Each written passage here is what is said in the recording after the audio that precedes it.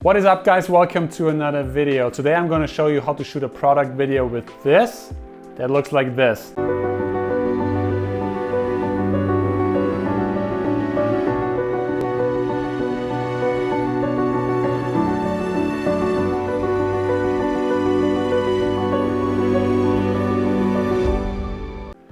So obviously we're shooting a gin commercial here, and the special thing about it, I shot it entirely on the phone. I used the Moment app, which is an app where you can control the camera settings manually. And I just used two LED lights, and I also used my laptop for lighting, but more of that later. Let's jump into the first setup. So the first setup is the label spinning around the close-up shot, and with the phone it's really tricky to get close-up shots because it doesn't have like a zoom lens, it just has that wide angle lens. I think it's like a 35 or 24, and you can't go in too close because it looked distorted. So I actually, what I did is I shot in 4K and then punched in, so that gives it a little more room when you can punch in. And I just put the phone on the suction cup, which you saw in previous videos, and then I had the bottle on a Lazy Susan, which is a food plate, a rotating food plate, and I just had it rotate around, and then at the same time I was punching in with the camera because I had it on a slider, so just punching in and rotating at the same time. And I just used one LED stripe light for this, the Nanolite Pavo tube, and I just gave it a nice little side light and just highlighting the label a little bit. And it's a good opening shot because you can immediately see what the brand is and what the label is and what the products look like. So the second shot was pretty similar. Again, I had my phone on that slider mounted on the suction cup, and I also had the bottle on the Lazy Susan where it was rotating, and at the same time I was punching in and rotating again.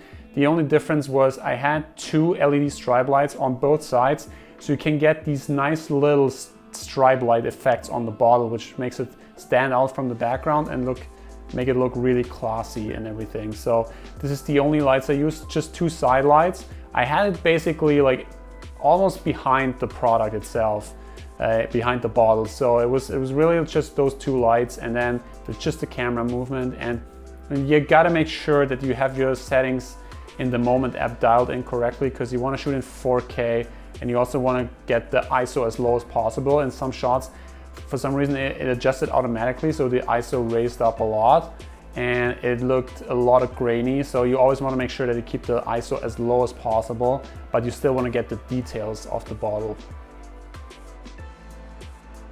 So the third setup was a little different because I used a little trick. I actually used my laptop as a backlight because I didn't have any spotlights. I had to come up with something creative because when you light glass, you always want to have a backlight on the black backdrop that I used. So I created this Photoshop document where I basically put a black square and I made it on the full screen, and then I put like a circle of white, and that should have been a light, and then I feathered it out so it looks like a spotlight, so it eases in and out.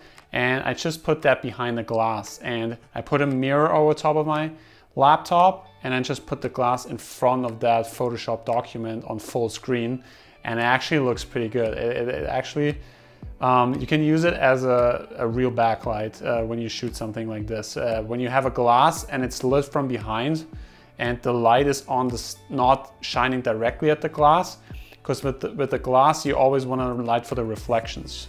So you don't want to point the light directly at the glass, so you want to have it behind it.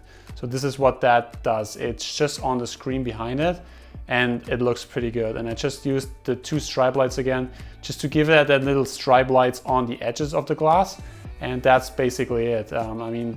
And then I just poured in the drink, where you have to be careful not to spill anything. And I also shot in slow motion for this. So the iPhone can shoot actually 240 frames per second.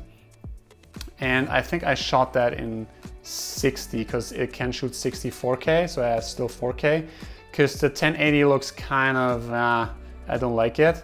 So I shot it in 4K 60 and slowed it down a little bit, and this is the final result. The camera just there. Still, and just pushing in a little bit in post, and I think it looks great. What is also really important, you gotta clean off the surfaces a lot. So like the mirror, there's like the dust particles, you always have to clean it. The glasses, the bottles. It's just like I used a lot of those lens wipes I have from Zeiss.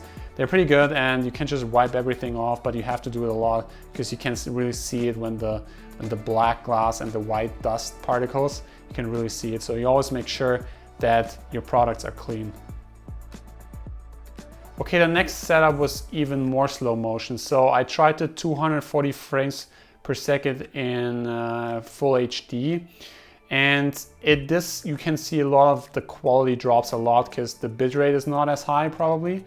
And you can see more grain in the footage than in the 4K footage. So, but I think it still looks fine anyways.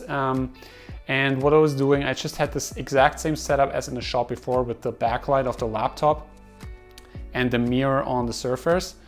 And then I was just dropping some peppercorns into the gin because that's what you do, like you drink gin with peppercorns. And I just had it done in slow motion and it looks really nice when the peppercorns drop into the gin, and it just creates this nice little slow motion effect, which I really like. For the next setup, I wanted to create a different angle because not always the front angle. So I had the phone on the slider and it was facing down onto the into the glass, and then it was just like moving from left to right. And I just had my nail light pavo tube, this is the only light I was using, just rotating around the glass to give it a little nice light movement and to make that water shine a little bit, and it's just basically it. And just shooting again at 4K and then just moving from left to right, and it just creates this nice little close-up effect. The next shot is where I dropped the lemon into the glass, and this was the exact same setup as before with the laptop in the backlight and the two stripe lights in left and right. And I again shot in 240 frames per second, and what I did at the first, I had the phone directly on the mirror, but when I dropped the lemon in, the phone kind of vibrated, so I had to do that shot over and over again. Oh damn, this is actually vibrating. So I had to mount it on the suction cup again and then do it again. And I just did it a couple of times just to get that motion right. And you always also have to be careful that you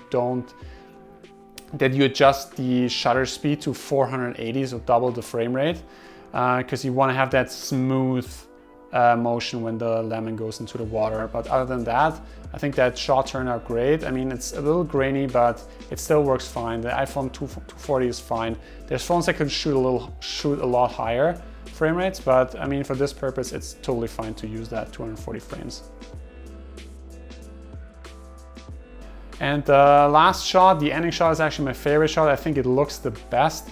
I just put that Lazy Susan on top of the laptop and then the mirror on top, and then on the background I had the glass again in front of the backlight, and the bottle I lit with the two stripe lights, so to get that nice little stripe of light at the edges. And then I just was rotating it towards the camera on the Lazy Susan and rotating it back and just get a nice little movement in to really show off the end of the product, like where the drink is in the glass and the bottle is next to it, and it's just a nice little movement in the ending shot, and that's it. Yeah, I mean, it's simple lighting because I only had two lights and my laptop, but yeah, you can create something really cool with just simple tools, and everything on the phone shot, especially this 4K footage, looks great. The 1080 footage in slow-mo is a little more grainy, but it still is usable, and I still would recommend, if you try it out at home, you can still shoot something cool on your iPhone. So that is it, guys. Thank you so much for watching another video. I really enjoyed making these commercials on my phone. So if you liked that video, consider subscribing because I'm putting out more content weekly. And if you want to check out the gear that I use for these videos, I have Amazon affiliate links down below, and I'll get a small commission if you purchase through them. So I really would appreciate it. And thanks again for watching, and I'll see you guys in the next one.